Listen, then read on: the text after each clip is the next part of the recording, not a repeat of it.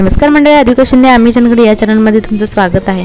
तर आज आपण करूया मस्त अशी पालकपुरी। तर त्यासाठी काय करायचं आहे, छान असे पालकाची पानं घ्यायची आहेत, धुवायची आहेत स्वच्छ।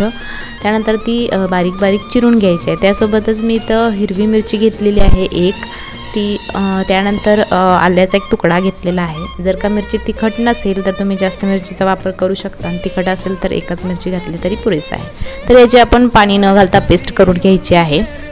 तर इथं मी पेस्ट करून घेतलेली आहे। त्यानंतर गव्हाचं पीठ घ्यायचं एक वाटी, त्यानंतर पाववाटी रवा घालायचा आहे।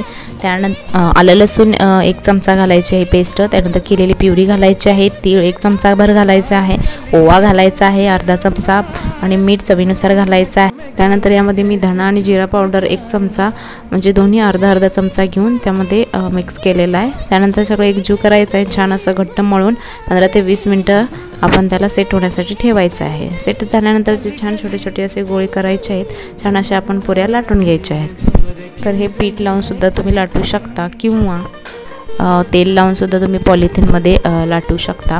जर तुम्हाला हे तळायचे नसतील तर पराठ्याप्रमाणे दोन्ही साईडून शॅलो फ्राय करू शकता तूप लावून, हे देखील उत्तमच होईल। त्यानिमित्तानं पालक देखील त्यांच्या मुलांच्या पोटामध्ये जाईल।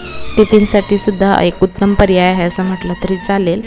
तर यासोबत कोणतीही भाजी सर्व करून तुम्ही खाऊ शकता। व्हिडिओ आवडल्यास, रेसिपी आवडल्यास नक्की लाईक करा, शेअर करा, सबस्क्राईब करायला विसरू नका, आणि माझ्या व्हिडिओचे नोटिफिकेशन यायचे असतील तर बेल आयकॉनवर क्लिक करा। धन्यवाद।